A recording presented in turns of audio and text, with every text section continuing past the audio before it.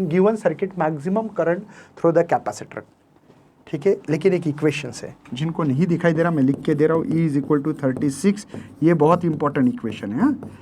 120 pi T volt बोला है, और एक 150 माइक्रो फैराडे कैपेसिटर की वैल्यू, इस कैपेसिटर में से कितना करंट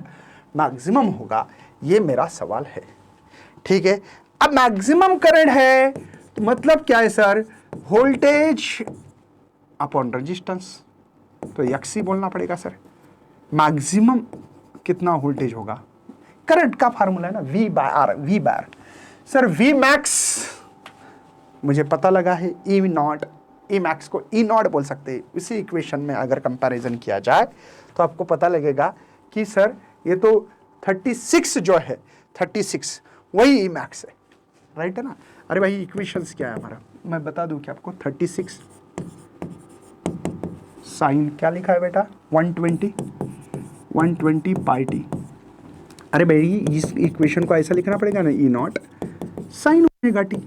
समझ रहे हो, ओमेगा की भी वैल्यू मिलेगी, E नॉट कितना मिल रहा है, V मैक्स मतलब ही E नॉट है बेटा, ये डिवाइड बाई XC, और E नॉट कितना दिया है मुझे, 36 वोल्ट है, चलेगा सर। XC का फार्मूला पता है क्या आपको, 1 बाय ओमेगा C, राइट है, C भी कैपेसिटर की वैल्यू है, ओमेगा के जगह पे 120 पाई लिखा है सर, चलो 120 पाई, ये कितना है सर, 150 माइक्रो, देखो 150 माइक्रो मतलब -6, तो ये XC मुझे लगता है कि भाई यहाँ पे 1 डिवाइडेड बाय 12 30 1 0 2 0 2 0 30 3 कैरी 18, और ये पाई ये 10⁻⁻⁶, ठीक है। तो XC इज इक्वल टू क्या मिल रहा है बेटा, मुझे लग रहा है कि 3 0 के 3, तो 1000 होगा ऊपर, समझ में आ रहा है बेटा,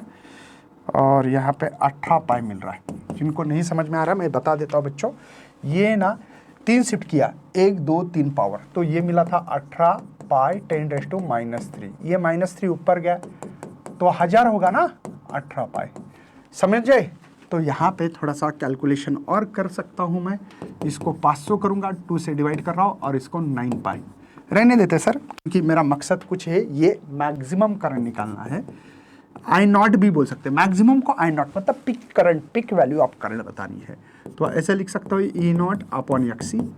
तो E नॉट की वैल्यू मैंने निकाल के रखी है 36, डिवाइड बाई इसकी वैल्यू है सर 500,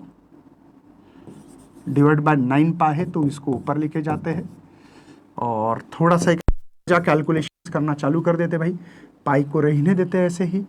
है ना। यहाँ पे सर 5 7